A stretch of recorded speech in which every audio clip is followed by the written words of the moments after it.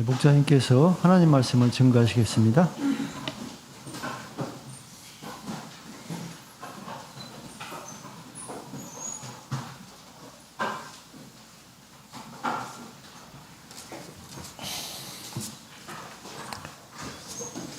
주 예수 그리스도 이름으로 하나님 말씀 증거하겠습니다. 먼저 하나님의 말씀 찾아서 봉독하겠습니다. 열왕기하 2장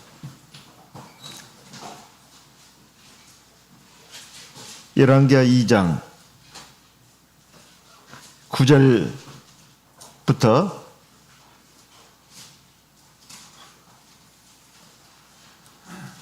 12절까지 말씀을 봉독하겠습니다.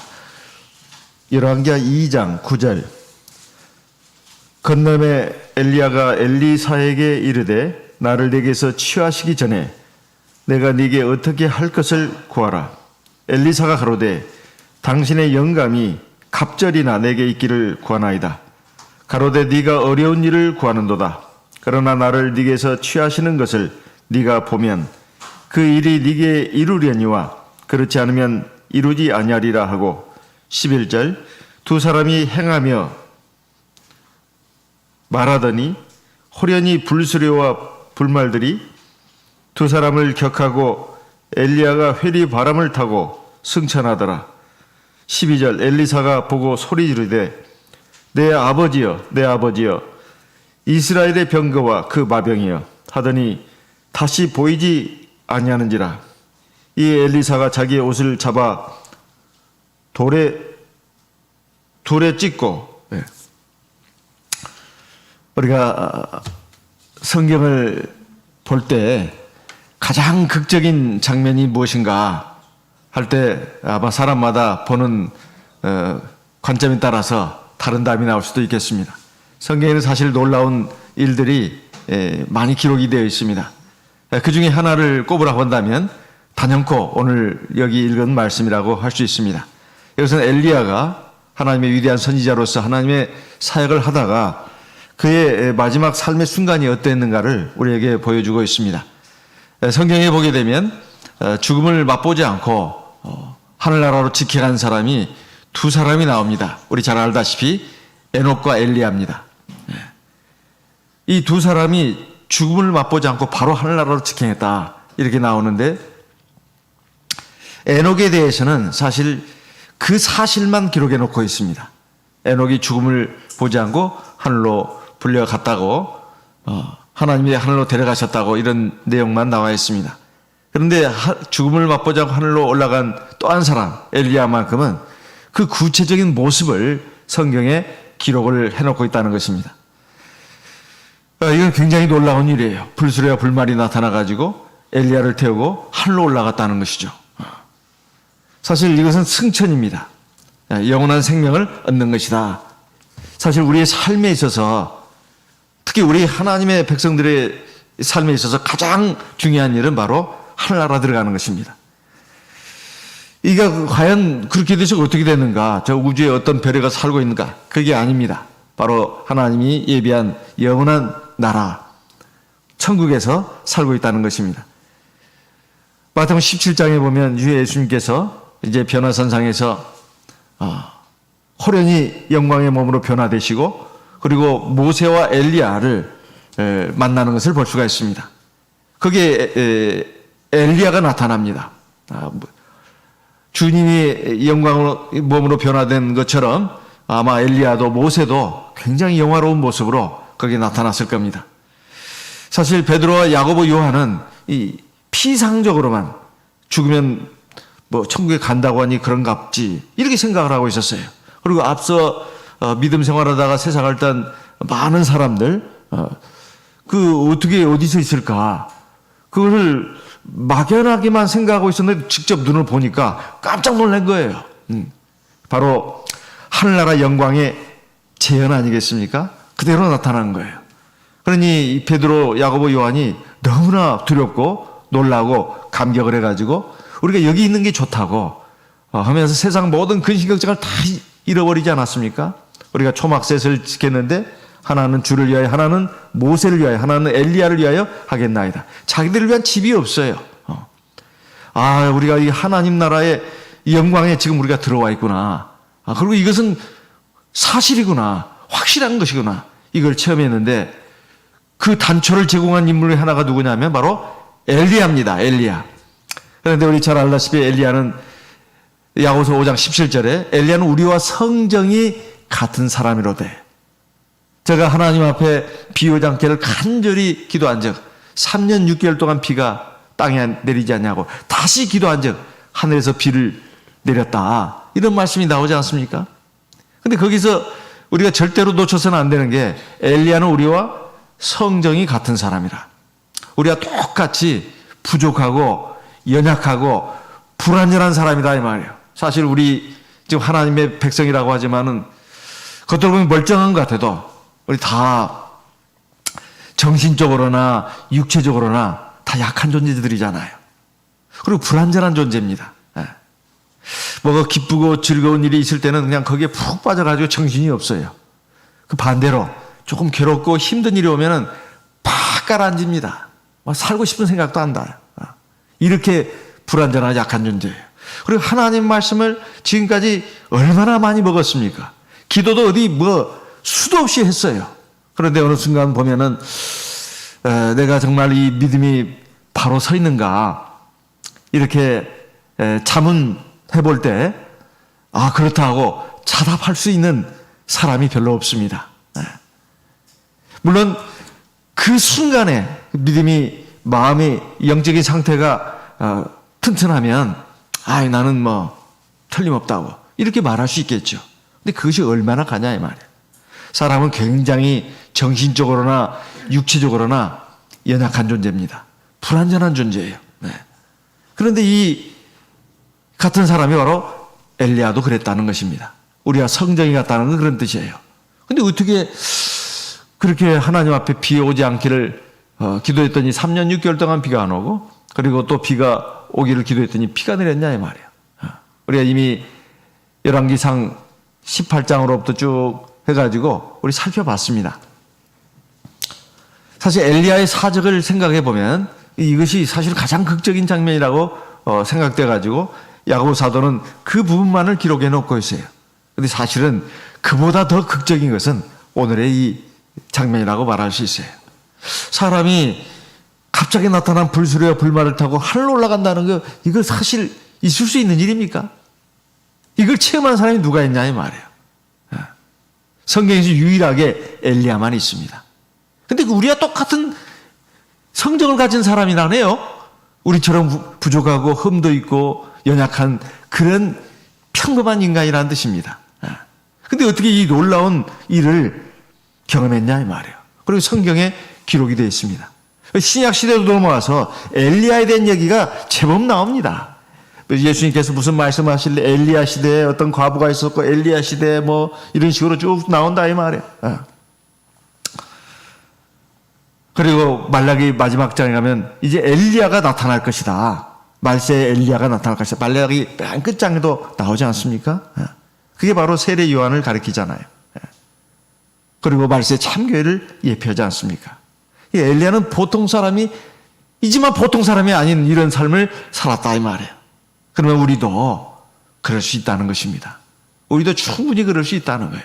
엘리야만 뭐 특별한 사람이 아니고 우리들도 아주 부족하고 연약하고 보잘것없는 우리들도 그렇게 멋지고 아름다운 삶을 살 수가 있다는 것입니다. 그런데 또 놀라운 것은 바로 이 광경을 지켜본 사람이 있었다는 거예요. 그게 바로 누구나 하면은 엘리사입니다. 엘리사. 사람이 불수레 불말을 타고 올라가는 것도 이건 놀라운 일이지만 그걸 보는 것도 놀라운 일입니다. 그렇잖아요? 그리고 그가 자기 스승 엘리야가 이렇게 놀라운 그 모습으로 하늘로 올라가는 것을 지켜봤지만은 그 직전에 엘리야가 자기 스승한테 구한 거 그게 뭐나 하면 우리 잘 알고 있습니다. 나에게 당신의 영감의 갑절을 주십시오. 당신의 영감이 내게 갑절이 임하기를 원합니다. 이걸 구했어요. 근데 정말 그렇게 됐냐 이 말이에요. 그렇게 됐습니다. 엘리야가 하늘로 올라가고 나서 이제 엘리야에게 나타난 능력을 보면 그대로 재현된 것들이 있고, 그리고 또한 실제로 엘리야가 했던 것보다도 2배의 그 일을 한 것처럼 성경의 사적에는 이렇게 기록이 되어 있습니다. 하늘로 올라가기 전에 엘리야가 보인 능력이 뭡니까? 자기 겉옷을 말아가지고 요단강을 치니까 요단강이 어떻게 됐다고요? 갈라졌습니다. 2 사람이 건넜잖아요. 그죠? 그리고 나서 이제 엘리야가 불수레와 불말을 타고, 하나님 보내신 불수레와 불말을 타고 하늘로 올라갔습니다.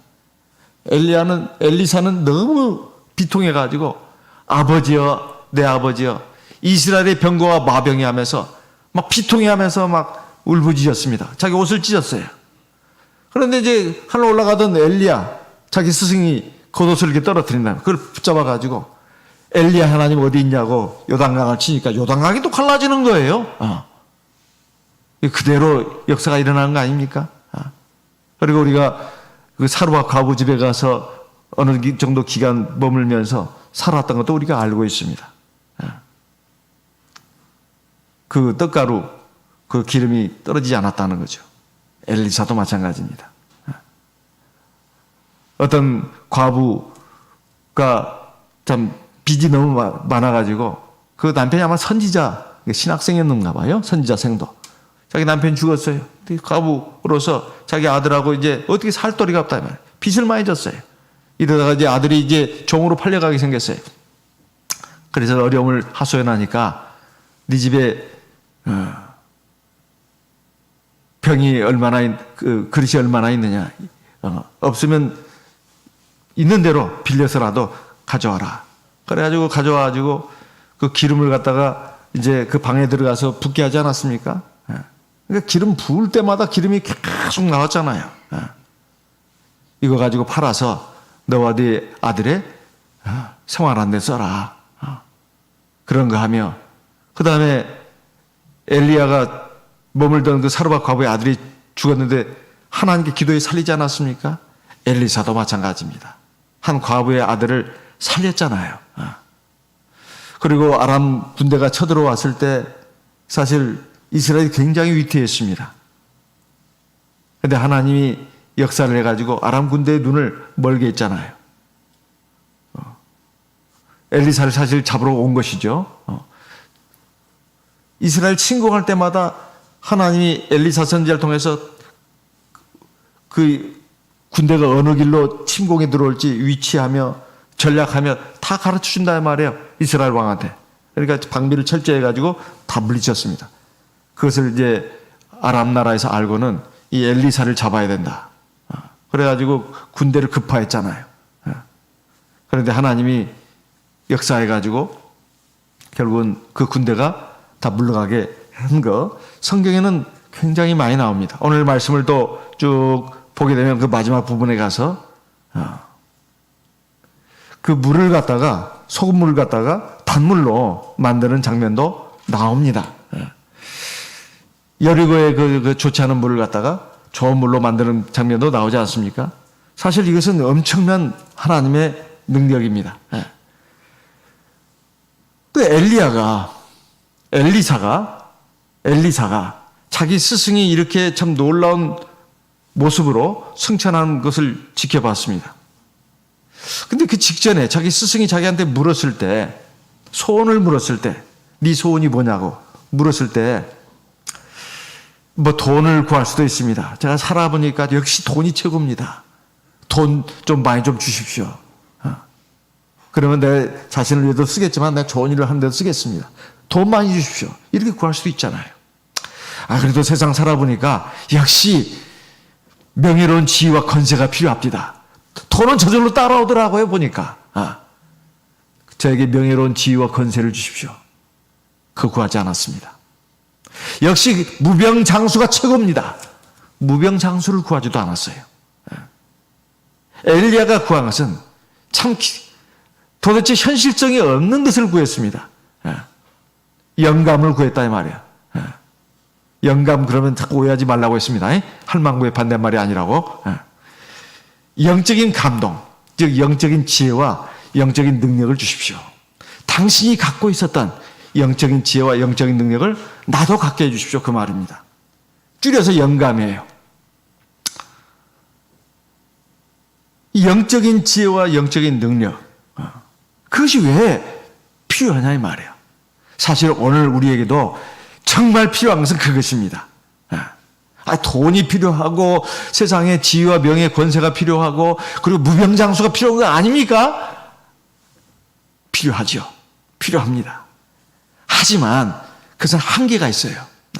설령 그것을 갖춘다 하더라도 사람은 너무나 연약한 존재입니다. 육체적으로나 정신적으로 굉장히 연약한 존재예요. 그래서 마음에 근심 고통이 있고 어려운 문제가 닥치면은 꼼짝달싹을 못합니다. 그리고 어떤 상처를 입으면 비틀거리고 쓰러져요. 그만큼 약한 존재예요. 그래서 우리가 하나님의 사람으로서 이 세상에서 힘있게 살고 그리고 하나님의 사람으로서 이 세상 모든 어려움도 고통도 죄악도 이기고 말입니다. 그러면서 내가 하나님 앞에서 의미 있고 값어진 일을 힘있게 일하면서 살려면 뭐가 있어야 되느냐? 힘이 있어야 합니다. 힘이 있어야 돼요. 그 힘은 영적인 지혜와 영적인 능력을 말하는 것입니다. 그리고 장차 우리가 하나님 나라에 들어갈 수 있으려면 우리가 이 세상에서 하나님이 주신 영적인 지혜와 영적인 능력으로 힘있게 살고 모든 어려움도 이기고 그리고 하나님의 기뻐하시는 그러한 사람이 되고 또 삶을 살고 그렇게 해서 하늘로 우리도 승천해야 된다 이 말이에요. 그러려면 영적인 지혜와 영적인 능력이 있어야 합니다. 영감이 있어야 된다 이 말이에요.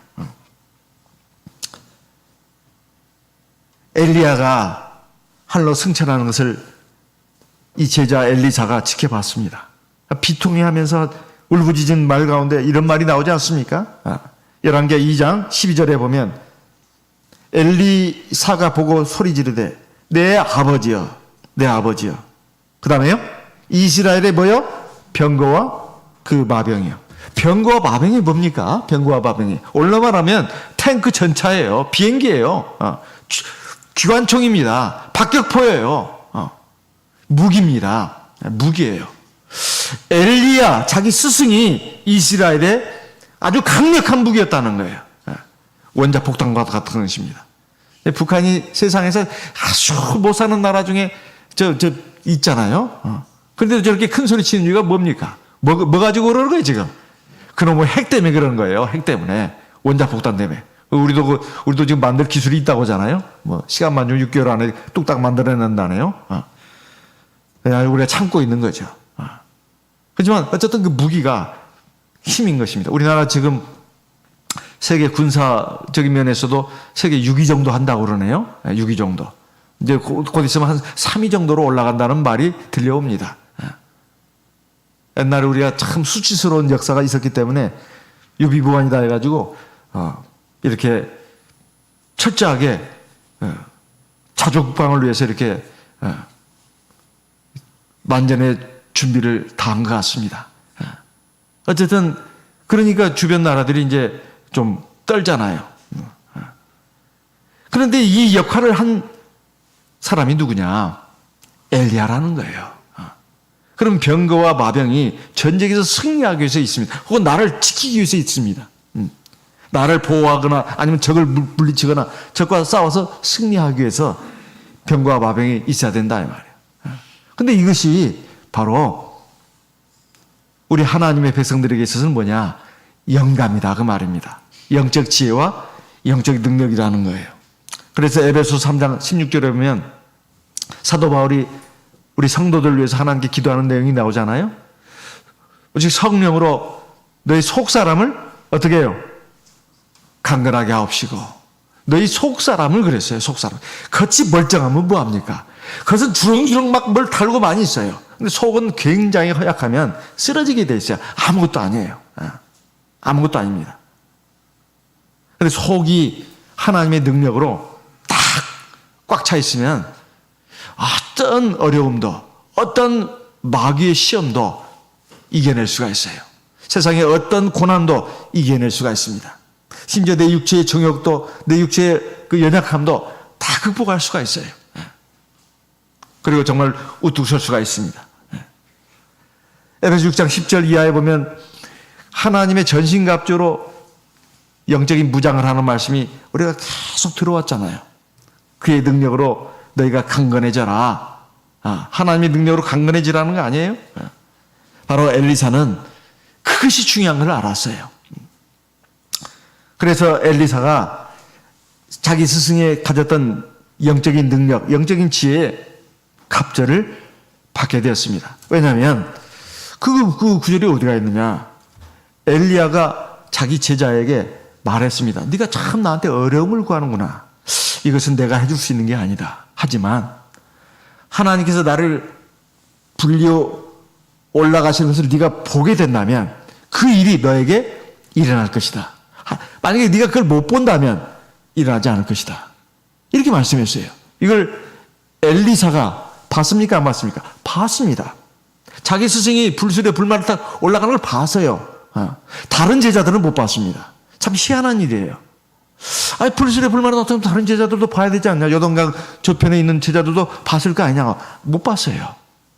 다 보는 게 아닙니다. 본다고 다 보는 게 아니에요. 영적인 안목이 있어야 합니다. 하나님이 보여주신 거예요.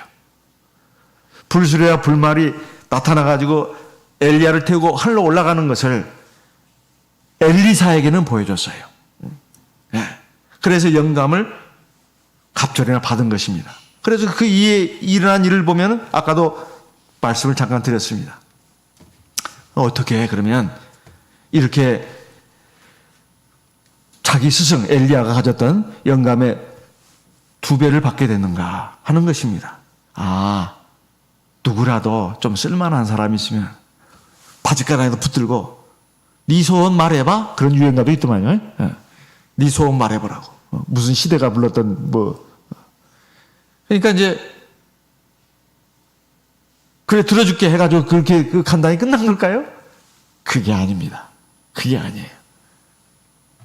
엘리사가 어떻게 엘리야가 가졌던 영감의 갑절을 받게 됐는가? 첫째, 하나님 나라에 대한 열망을 가졌다는 거예요. 엘리사가 말해요. 본래 농부였습니다.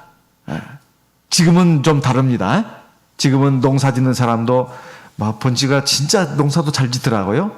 농업 대학에서 전문적인 어떤 그 기술을 지식을 쌓아가지고 농사도 잘 져요. 요즘 젊은 사람들이. 그래서 요즘 농사도 기업형이 돼가고 있습니다. 사실은 제일 중요하잖아요. 농사가. 그런데 옛날에는 농사는 비루한 사람이었습니다. 별로 배움이 없는 사람이었어요. 엘리야 시대도 마찬가지였어요. 근데 이 엘리사를 갖다가 하나님이 부르셨습니다. 열왕기상 19절 말씀을 보겠습니다. 열왕기상 19절. 열왕기상 19절. 엘리야가 거기서 떠나 사밧의 아들 엘리사를 만나니 저가 12결이 소를 앞세우고 밭을 가는데 자기는 12째 결의와 함께 있더라. 엘리야가 그리로 건너가서 겉옷을 그의 위에 던졌더니. 지금 엘리사가 말해요.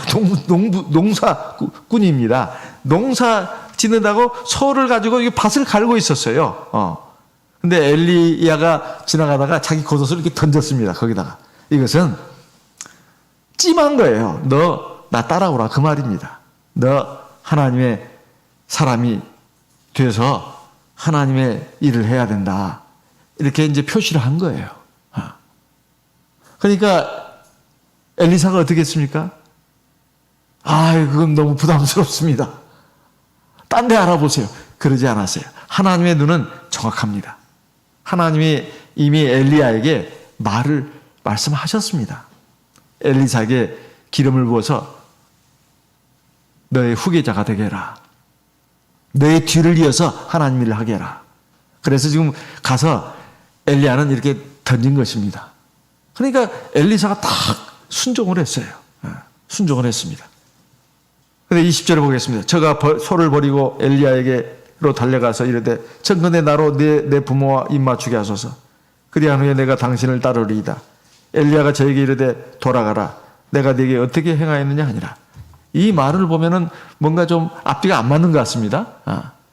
엘리사는 가서 제가 부모님께 인사도 하고 그리고 정리도 하고 따르게 해주십시오. 그러니까 내가 너한테 뭔 말했느냐? 네가 알아서 해라. 이거 굉장히 엘리야가 좀 쌀쌀 맞은 사람처럼 요즘 말로 하면 재미가 없어요. 쌀쌀 맞아. 사무적이에요. 근데 이 말을 잘 이해해야 합니다. 억지로 강권하지는 않아요. 하나님의 사람으로서 살아라. 하나님의 일을 해라. 이거 억지로 강권을 안 합니다. 그냥 하나님의 안목을 가지고 말을 하는 거예요. 이걸 받아들이냐 안 받아들이냐는 본인의 선택입니다. 근데 엘리야는 그 열정을 갖고 있었어요. 하나님 나라에 대해서. 내가 하나님의 사람으로서 살고 싶다. 그러니까 그것이 딱 왔을 때 딱 받았습니다. 그러면서 어떻게 했습니까? 아주 단호했어요. 내가 뒤돌아보지 않고 앞으로 가겠다. 21절 엘리사가 저를 떠나 돌아가서 소 한 겨리를 취하여 잡고 소의 기구를 불살라 그 고기를 삶아 백성에게 주어 먹게 하고 일어나 가서 엘리야를 쫓으며 수종들었더라. 집에 가서 그냥 소 한 마리 잡아가지고 동네 사람들 다 먹였습니다. 나 이제 떠납니다. 그리고 중요한 게 있어요. 그 농기구를 다 불살라 버렸어요. 이건 안 돌아온다는 것입니다. 내가 하다가 어려우면 돌아오겠다. 그게 아니에요. 이제 완전히 나는 하나님의 사람이 되어서 이 길을 끝까지 가겠습니다. 이 말입니다. 그래가지고 가가지고 엘리야를 쫓았다고 되어 있지 않습니까? 하나님이 말하던 열망을 가졌다 이 말이에요. 마태복음 4장에 보면 예수님께서 제자들을 부르시는 장면이 나옵니다. 베드로와 안드레가 갈릴리 바다에서 그물을 던지는 걸 보시고 너는 나를 쫓으라니까 그물을 버려두고 예수님을 쫓았다는 거예요. 마태복음 4장 18절부터 22절까지. 그리고 좀 가다 보니까 이번에는 세베대의 두 아들 야고보와 요한이 그물을 깁고 있었습니다. 또 예수님이 말씀하셨어요. 너희는 나를 쫓으라. 그러니까 역시 배와 그물을 버려두고 예수님을 쫓았다고 나옵니다. 사실 이것이 어떻게 보면 간단한 사실 같지만 간단한 일이 아닙니다. 사실 살아가면서 사람들이 다 먹고 입고 쓰는 거 육신의 삶에 대해서 지대한 관심이 있잖아요. 어떻게 하면 더 넉넉하게 살까? 풍요롭게 살까? 그리고 어떻게 하면 즐기며 살까? 여기에 다 관심이 있잖아요. 하나님 나라를 위해 산다? 하나님 나라가 어디 있어? 대번 이런 질문부터 나옵니다. 그리고 그 나라는 언제 온담? 또 살 날이 많은데 뭐 그렇게 살아야 돼 사람이 재미없게 이런단 말이에요.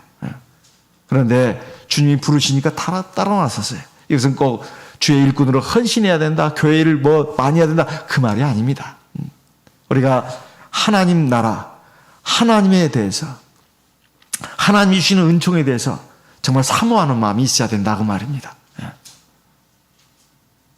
그래서 쟁기를 잡고 뒤를 돌아다 보는 자는 내게 적합하지 않다. 누가복음 9장 61절, 62절에 나오는 말씀 아니에요? 쟁기를 잡고 뒤를 돌아다 본 자는 나를 따를 자격이 없다. 엘리사는 농기구까지 다 불살라버렸습니다. 전적으로 하나님 나라를 향해서 가겠다는 것이죠. 그래서 실제로 엘리야를 따랐습니다. 따랐어요. 근데 어디까지 따랐습니까? 끝까지 따랐어요. 끝까지. 이제 엘리야가 마지막 순간 하나님께 들림을 받아가지고 한나라로 들어가기 직전까지도 따랐어요. 그게 바로 열왕기하 2장에 나옵니다. 열왕기하 2장의 1절부터 보면 여호와께서 해리바람으로 엘리야를 하늘에 올리고자 하실 때 엘리야가 엘리사로 더불어 길갈에서 나가더니 여기서부터 보면 우리가 지난 시간에도 나왔지만은 엘리야가 지금 쭉쭉쭉 가는 장소가 나옵니다. 길갈에서 베델로, 베델에서 여리고로, 여리고에서 요단으로 쭉 나온다 이 말이야.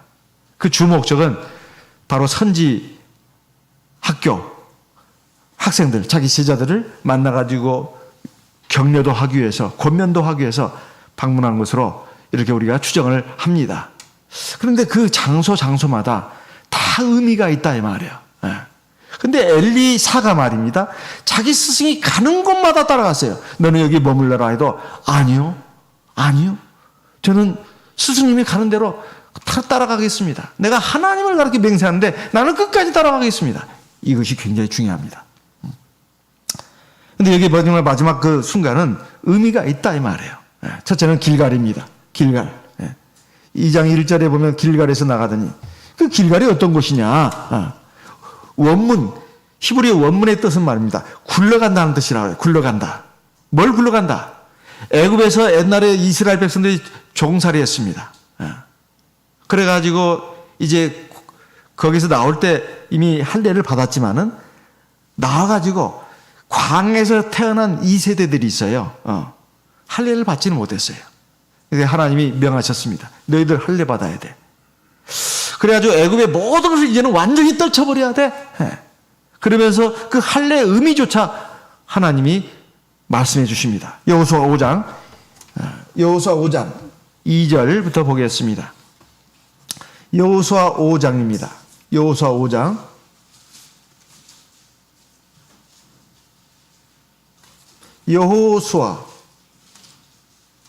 5장 2절 여호수아 5장 2절입니다. 그때 여호와께서 여호수아에게 이르시되 너는 부싯돌로 칼을 만들어 이스라엘 자손들에게 다시 할례를 행하라 하시매 여호수아가 부싯돌로 칼을 만들어 할례산에서 이스라엘 자손들에게 할례를 행하니라. 건너뛰어서 9절을 보겠습니다. 같이 읽어보겠습니다. 여호와께서 여호수아에게 이르시되 내가 오늘날 애굽의 수치를 너희에게서 굴러가게 하였다 하셨으므로 그곳 이름을 오늘까지 길갈이라 하시니라. 길갈이 무슨 뜻이라고요? 이스라엘 백성들 그 제2세대들이 광야 생활하는 동안에 할례를 받은 장소예요. 그게 길갈입니다. 근데 뜻을 설명해 줬어요. 애굽의 모든 수치를 다 벗어던지는 것이다. 이것은 할례는 세례를 예표합니다. 할례, 즉 하나님께 앞에서 세례를 받으면 세상 죄악에서 다 이제는 벗어나야 된다. 벗어나는 것이다. 이런 말이에요. 그러면 이제 어떻게 한다는 것입니까? 우리가 이제 더 이상 애굽 사람, 세상 사람들처럼 이것도 해도 되는 게 아니야, 저것도 해도 되는 게 아니야. 그게 하나님 말씀에 어긋나면 그건 애굽 사람의 그 삶의 모습입니다. 그건 죄악이에요. 그 따라가면 안 됩니다. 그래서 벗어나야 된다 이 말이에요. 할례를 받은 사람은. 그래서 골로새 2장 11절에 보면 할례는 뭐라고 했어요? 골로새 2장 11절에 말씀을 읽겠습니다. 골로새서 2장 11절 말씀입니다. 골로새서 2장 11절. 또 그 안에서 너희가 손으로 하지 않은 할례를 받았으니 곧 육적 몸을 벗는 것이요 그리스도의 할례니라. 육적 몸이라고 하는 것은 육신의 정욕을 따라서 살아가는 그러한 사람의 모습입니다. 이걸 벗어버린다 이 말이에요. 그게 바로 세례다. 이게 바로 구약시대의 할례와 같다는 것입니다. 더 이상 세상 죄악으로 가서는 안 되고 세상 죄악대로 살아가는 세상 사람들의 그 삶에 동화돼서는 안 된다. 그 말입니다. 이제 굴러 나와야 된다 이 말이에요. 두 번째는 베델로 갔습니다. 길갈에서 베델로 갔어요. 베델이라는 뜻은 하나님의 집이라는 뜻이 있습니다. 하나님의 집. 이제는 하나님의 집에서 하나님의 백성들이 살아야 된다는 거예요. 하나님 집이 뭡니까? 오늘날 교회 아니에요. 교회 생활을 해야 되는 것입니다. 그래야 우리가 세상 죄악에서 구별된 삶을 살 수가 있어요. 나는 하나님 내가 마음으로 믿습니다. 하지만 어떻게 꼭 교회를 꼭 나가라고 하십니까? 그게 말이 안 되는 소리예요. 자기 이성적으로는 맞는 생각 같아요. 내가 그래도 마음으로 하나님 믿고 교회는 안 나가도 안 돼요? 아닙니다. 교회는 하나님의 집입니다. 창세기 13장 3절 4절 말씀을 읽겠습니다. 창세기 13장입니다. 창세기 13장 3절 4절. 그가 남방에서부터 발행하여 베델에 이르며 베델과 아이 사이 전에 장막 졌던 곳에 이르니 4절. 그가 처음으로 단을 쌓은 곳이라. 그가 거기서 여호와의 이름을 불렀더라. 베델이 이르렀다. 베델이 아브라함이 창세기 12장에 보면 갈대아 우르에서 떠나가지고 천지만국 그때 가나안 땅에 들어왔습니다. 그래가지고 제단을 쌓은 곳이에요. 하나님께 예배드리기 위해서. 베델은 하나님의 집이라는 뜻이 있습니다. 그리고 그의 후손, 그의 손자 야곱이 베델 광야에서 역시 또 하나님 앞에 그 자기 돌베개로 했던 것을 기둥으로 세우고 기름을 붓고 하나님께 예배를 드리지 않았습니까? 하나님 집이라는 뜻입니다. 그리고 여리고로 갔습니다. 이것은 달의 성읍이라는 뜻이 있어요. 원문적으로 달의 성읍. 그런데 이 여리고 성은 하나님이 죄악이 관영해가지고 하나님이 이스라엘 백성들이 요단강 건너가지고 그 여리고 성을 맨 먼저 함락하게 하지 않았습니까? 그리고 철저하게 파괴하게 했습니다. 다시는 서게 하지 말라고. 근데 여리고가 나중에는 이 종려나무의 성읍이 됐습니다. 종려나무가 굉장히 많이 자라는 그런 곳이 됐어요. 이건 승리를 뜻하는 나무입니다. 근데 왜 이 하나님이 그 성읍을 멸하게 하셨는가? 여호수아 6장 26절 말씀을 보겠습니다. 여호수아 6장 26절입니다. 여호수아 6장 26절. 여호수아 6장 26절. 여호수아가 그때 맹세로 무리를 경계하여 가로되 이 여리고 성을 누구든지 일어나서 건축하는 자는 여호와 앞에서 저주를 받을 것이라. 그 기초를 쌓을 때 장자를 잃을 것이요 문을 세울 때 계자를 잃으리라 하였더라. 여리고 성의 죄악 때문에 이렇게 됐다 이 말이에요. 사실 우리가 하나님의 집에서 우리가 하나님께 예배도 드리고 이 세상 전에 그 하나님 백성이 아닐 때 살았던 그 옛사람을 다 벗어버리고 하나님의 집에 산다 하지만은 여전히 우리 앞에는 또 여리고 성이 있지 않습니까? 그래서 갖다가 하나님의 말씀으로 하나님의 언약궤를 맨 제사장이 그 성 주위를 계속 돌아가지고 결국은 무너지게 했잖아요. 마찬가지로 우리 앞에 있는 여리고 성도 하나님의 말씀으로 하나님의 함께 하심으로 무너뜨려야 된다는 거예요. 그래서 승리의 나무를 심어야 된다는 뜻입니다. 마지막으로 이제 여리고에서 어디로 갔습니까? 요단강으로 왔잖아요. 요단강을 이제 건너게 되었습니다. 우리가 찬송가에 다 있지만은 요단강을 건너는 것은 바로 이 세상에서 저 영원한 하나님 나라로 가는 것을 상징하는 그러한 의미가 들어 있습니다. 들림받는다는 의미가 들어 있어요. 주님도 요단강에서 마태복음 3장 15절 16절에 보면 요단강에서 주님도 세례를 받으셨잖아요. 우리는 침례를 받지 않습니까? 세례라는 말의 뜻이 물에 잠긴다는 뜻이니까 물에 들어가면서 우리 옛사람이 죽는 것입니다. 그래서 물에서 올라올 때 새로운 생명으로 부활하는 거예요. 사탄의 권세를 제압하고 이기는 것입니다. 죽음을 이기는 거예요. 사탄의 권세로서 가장 막강한 것이 뭡니까? 바로 사망을 쥐고 있다는 거 아니에요. 아마 모든 세상 사람들을 갖다가 죄인으로 만들어가지고 결국은 죽음이 찾아오겠잖아요. 육체의 죽음만이 아닙니다. 저 영원한 유황불못에 떨어지는 둘째 사망. 이것까지 이끌어가는 것이 바로 이 마귀잖아요. 이것을 이기게 하는 것이 뭡니까? 바로 세례지 않습니까? 세례. 그래서 로마서 6장에 보면 세례는 무슨 의미가 있는가? 로마서 6장 3절부터 보겠습니다. 로마서 6장 3절. 로마서 6장 3절 말씀. 무릇 그리스도와 합하여 세례를 받은 우리는 그의 죽으심과 합하여 세례받은 줄을 알지 못하느냐.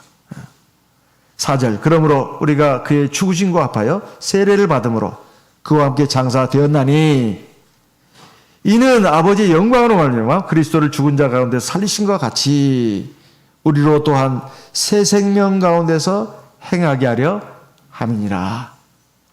세례는 장례식도 되고 부활이식도 됩니다.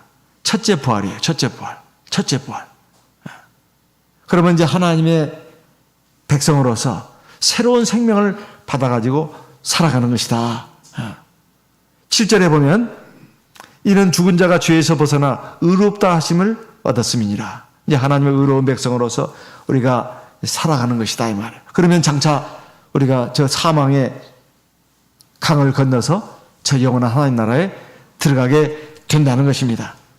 이러한 여정을 갖다가 엘리사가 자기 스승이 가는 대로 따라갔다 이 말이에요. 예.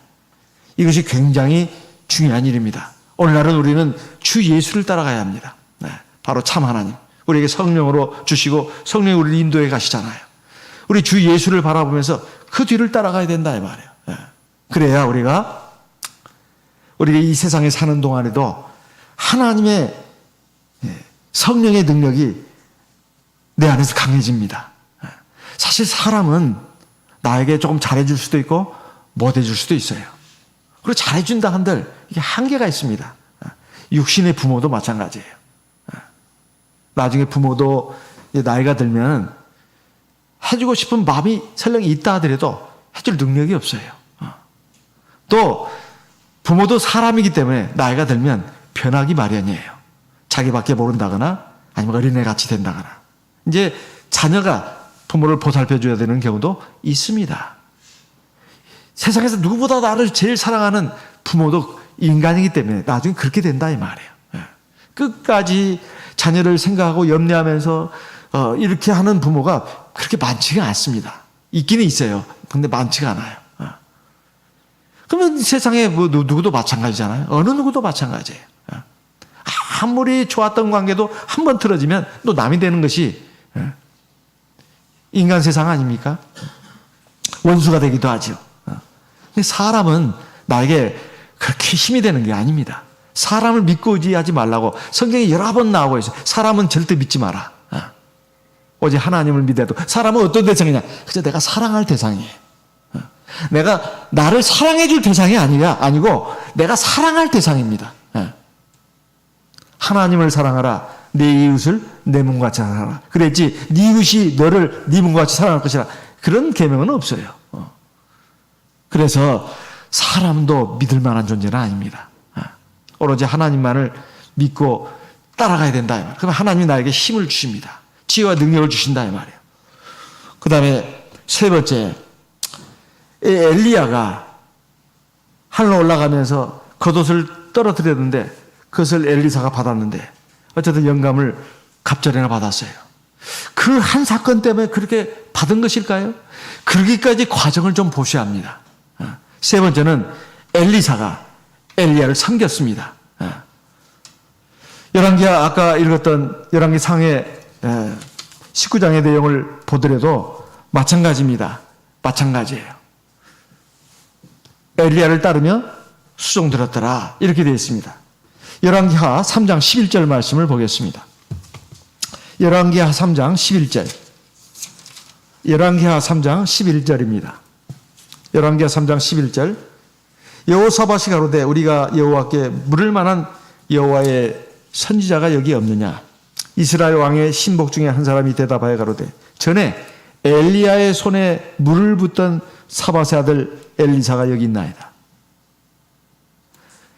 지금 남쪽에 유대나라 왕 여호사밧이 북쪽의 왕한테 말합니다. 지금 연합해가지고 지금 전쟁을 하려고 그러는데 이 북쪽 이스라엘은 하나님의 선지자가 없습니까? 그러니까 그 북쪽 왕의 이스라엘 왕의 그 신복 중에 한 사람이 말합니다. 있습니다. 우리 이스라엘에도 있습니다. 바로 예전에 엘리야의 손에 물을 붓던 엘리사가 있습니다. 이건 종이 하는 일입니다. 종이 하는 일이에요. 스승 엘리야에게 엘리사가 종의 역할을 했어요. 시종 역할을 했단 말이에요. 근데 이것은 겸손입니다. 겸손이에요. 예전에 여호수아도 마찬가지입니다. 모세에 이어서 후계자가 됐잖아요. 여호수아 1장 1절 말씀을 보겠습니다. 여호수아 1장 1절. 여호수아 1장 1절 같이 읽어보겠습니다. 여호와의 종 모세가 죽은 후에 여호와께서 모세의 시종 눈의 아들 여호수아에게 일러 가라사대 모세의 뒤를 이어서 하나님의 많은 백성들을 이끌고 나간 최고의 지도자 여호수아는 본래 출신이 뭐냐 하면은 모세의 종이었습니다. 시종이었어요. 다 수발을 다 든 거예요. 그게 종들이 하는 일이거든요. 그러면 그것만 하겠습니까? 모세가 무슨 말 하는지 그걸 다 이제 듣고 배우는 것입니다. 모세가 어떻게 하는지 그 행동을 보고 배우는 거예요. 그게 시종입니다. 하나님이 그 모세의 시종이었던 여호수아를 이스라엘 민족의 최고의 지도자로 세우잖아요. 우리에게 가르쳐주는 게 있습니다. 사람이 정말 훌륭하게 되려면 꼭 갖출 게 있습니다. 그게 뭐냐면 겸손이에요. 겸손. 이건 참 중요한 것입니다. 사람이 키도 크고 잘생기고 예쁘고 또 돈도 많고 많이 배우고 그리고 재주와 능력도 많고 가문도 굉장히 좋고 참 누가 봐도 참 빛과 번쩍한 사람이에요. 그런 사람이 존경할 만한 사람일까요? 그 과정이 그렇게 해서 됐다면 존경할 만한 사람입니다. 또 존경해야 마땅합니다. 근데 사람이 사람을 존경하는 것은 그게 아닙니다. 정말로 존경할 사람은 겸손한 사람이에요. 겸손한 사람이에요. 이게 굉장히 중요합니다. 중요해요. 사실 하나님이 은혜를 베푸시고 능력을 주시는 사람이 누구냐? 겸손한 사람이에요. 베드로전서 5장 5절 말씀을 읽겠습니다. 베드로전서 5장 5절. 베드로전서 5장 5절 같이 읽어보겠습니다. 베드로전서 5장 5절 같이 읽어보겠습니다. 젊은 자들아 이와 같이 장로들에게 순복하고 다 서로 겸손으로 허리를 동이라. 하나님이 교만한 자를 대적하시되 겸손한 자들에게는 은혜를 주시느니라. 중요한 말씀이 있잖아요. 하나님이 교만한 자들을 대적하시되 겸손한 자들에게는 뭘 주신다고요? 은혜를 주신다. 그 겸손, 교만의 그 표시가 어떻게 나타납니까? 여기 보니까 젊은 자들아 이와 같이 장로들에게 순복하고 겸손을 허리를 동이라. 배우라는 것입니다. 여기 당시 이 장로들은 교회 지도자들이에요. 교회 지도자들에게 순복해라 이런 말입니다. 히브리서 13장 17절 말씀을 읽겠습니다. 히브리서 13장 17절. 히브리서 13장 17절. 너희를 인도하는 자들에게 순종하고 복종하라. 저희는 너희 영혼을 위하여 경성하기를 자기가 회개할 자인 것 같이 하느니라. 저희로 하여금 즐거움으로 이것을 하게 하고 근심으로 하게 말라. 그렇지 않으면 너에게 유익이 없느니라. 이게 참 중요한 말입니다. 사실은 내가 겸손한 것이 내가 자존심 상하는 것 같고 내가 무슨 쪼잔한 인간 되는 것 같고 아닙니다. 그 반대예요. 내가 나보다 잘난 사람이든 나보다 못난 사람이든 내가 이 겸손한 모습을 보이는 것은 사실 자기를 위한 거예요. 왜? 첫째는 말입니다. 직접적으로는 사람들이 좋아해요. 사람들이 다 겸손한 사람 좋아합니다. 잘난 사람 좋아하는 게 아니에요. 이게 여러분 진짜 착각하면 안 됩니다. 잘나고 똑똑한 사람을 좋아하는 게 아니고 겸손한 사람을 좋아해요. 겸손한 사람. 더 중요한 게 있습니다. 하나님이 함께 하셔요. 하나님이 복 주십니다. 이게 짱이잖아요, 진짜. 아니, 사람들이 좋아하고 이것만 해도 엄청난 것이거든요. 엄청난 거예요. 근데 정말 더 중요한 게 있어요. 사람들은 아주 시각각으로 바뀝니다. 아주 시각각으로 바뀌어요. 하나님이 기뻐하십니다. 복 주신다 이 말이에요. 능력 주셔요. 지혜도 주셔요. 그리고 나중에 아주 높여주십니다. 이제 하늘나라 가보세요. 저 높은 자리에 있는 분들은 하나같이 다 겸손한 사람들이었어요. 세상에 있을 때. 세상에서 있을 때 잘난 체하고 교만하고 뻐들거리고 있는 사람들은 하늘나라 들어가지도 못할 가능성이 많습니다. 솔직히 말해서. 설령 들어갔다 하더라도 참 밑바닥에 있을 수가 있어요. 어떻게 하나님의 긍휼로 들어갔다 하더라도 참 밑바닥에 있는 가능성이 많아요. 전세가 역전되는 겁니다. 잠언 22장 4절 말씀을 보겠습니다. 잠언 22장 4절. 잠언 22장 4절 말씀 같이 읽어보겠습니다. 겸손과 여호와를 경외함의 보응은 뭐요? 재물과 그 다음에요? 영광과 그 다음에요? 생명이니라. 이거 우리가 다 필요한 거 아니에요? 재물, 영광, 영원한 생명. 이거 필요한 거 아니에요? 거기에 보니까 두 가지가 있네요. 하나님을 경외하는 것. 또 하나가 뭐예요? 겸손입니다. 겸손. 그래서 우리가 실제 살아가면서 참 필요한 거, 내가 정말 겸손한 사람이 돼야 되겠다. 하나님, 내가 주님의 온유와 겸손을 배우게 해주십시오. 기도해야 합니다. 그럼 바뀝니다. 바뀌어요. 골로새 2장 12절 말씀, 골로새 3장 12절 같이 읽어보겠습니다. 골로새서 3장 12절입니다. 같이 읽겠습니다. 그러므로 너희는 하나님의 택하신 거룩하고 사랑하신 자처럼 긍휼과 자비와 겸손과 온유와 오래 참음을 옷 입고, 누가 네게 혐의가 있거든 저를 용납하여 피차 용서하되 주께서 너희를 용서하신 것 같이 너희도 그리하고. 여기 보면 긍휼, 자비, 그리고요 겸손, 온유.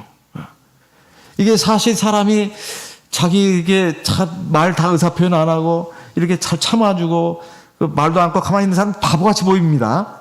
절대 그렇게 생각하시면 안 됩니다. 다 알고는 있지만 그냥 참고 있는 거예요. 참고 있는 겁니다. 그리고 하나님을 생각하는 거예요. 자기 다 할 말이 있지만, 그리고 상대방이 어떻게 하는 거에 대해서 이렇게 한번 쏘아붙여주고 싶지만 그냥 참는 것입니다. 근데 거기서 더 나가야 돼요. 겸손한 태도를 보이는 거, 온유하고, 그리고 너그러운 마음 갖는 거. 이거 정말 위대한 사람입니다. 정말 위대한 사람이에요. 그러면 하나님이 절대 내버려 두지 않습니다. 복을 주시는 거예요. 그래서 세상에서 잘난 체하고 막 똑똑하고 막 자충우돌하고 하는 사람 한이 꼽고 밉고, 그리고 아이고 저 사람은 그래도 잘난 것이 있으니까 저런 같다고 심지어 부러워하게 가지고 정말로 이건 헛된 일입니다. 심지어 그런 사람 부러워하는 사람도 있어요. 진짜 바보 같은 짓이에요. 아닙니다. 그거 오래 못 가는 거예요.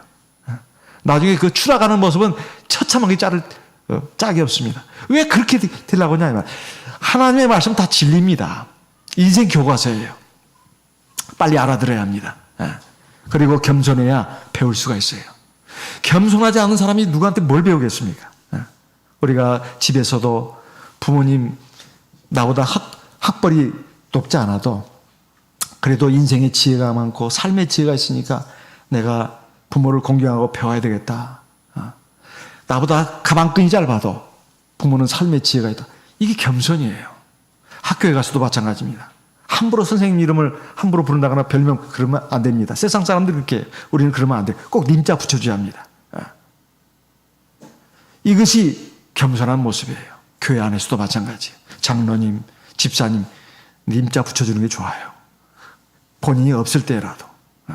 아무개 장로, 아무개 집사, 한참 나이가 어린 사람이 자기 부모 뻘 되는 사람을 갖다가 그렇게 호칭을 하고 있다면 그 마음속에 이미 존경이 없는 겁니다. 꼭 존경을 할 만해야 존경을 하는 게 아니고 마음을 낮춰서 존경을 하다 보면 나한테 유익이에요. 나한테. 그리고 교회 선생님 참 이렇게 존경하며 따른다는 것은 자기한테 유익입니다. 자기가 복받는 길이에요. 교만한 사람은 하나님이 물리치십니다. 이게 제일 슬픈 일이잖아요. 그래서 이렇게 해서 이 갑절의 영광을 받아가지고 맨 먼저 한 일이 뭡니까? 요단강물이 갈라진 거예요.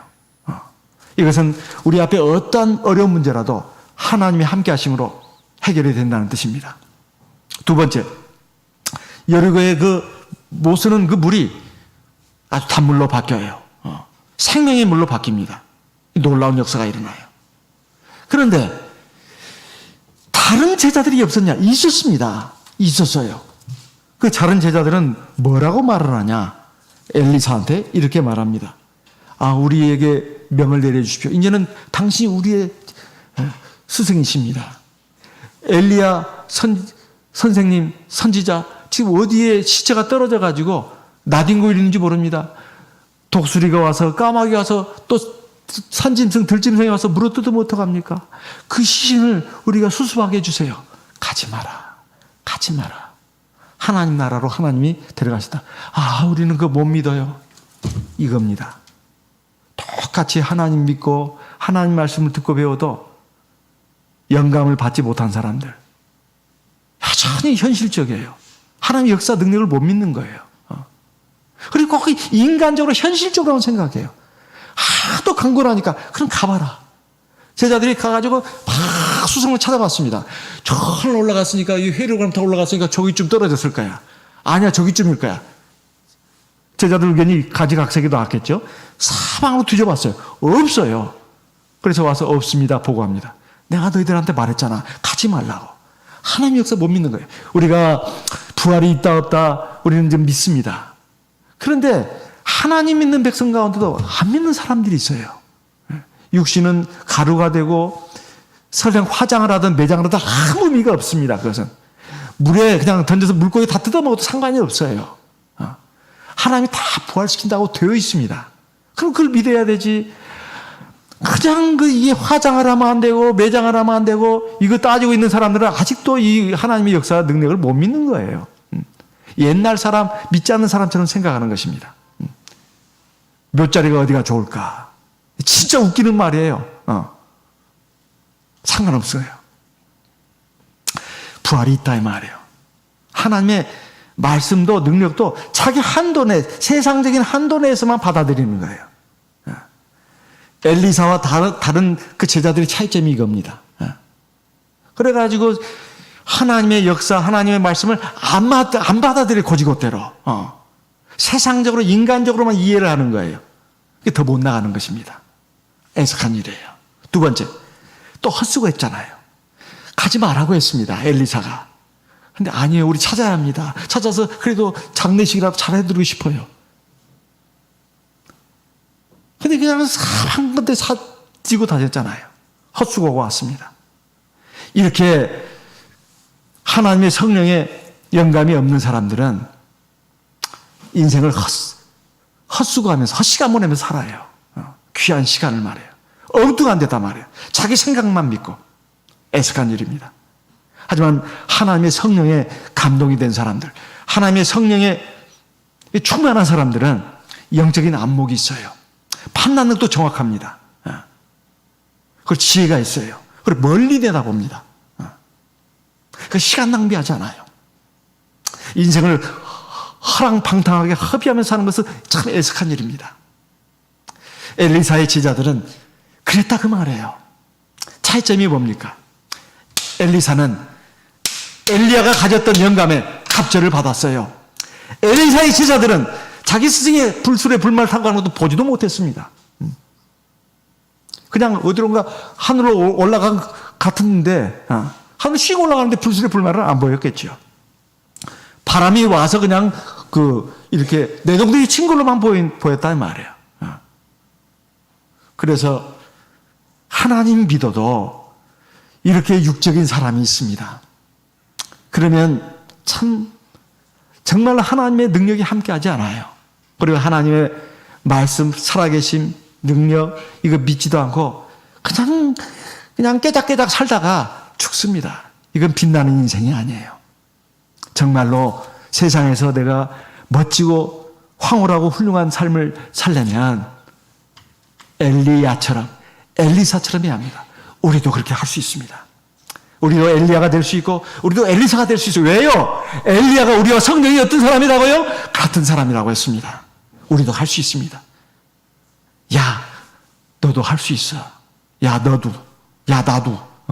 오죽했으면 그런 광고까지 나오겠습니까? 할 수 있습니다. 우리 그와 같은 길로 저와 여러분 다 같이 가기를 예수님의 이름으로 기원하는 바입니다. 묵도하겠습니다. 할렐루야. 아멘.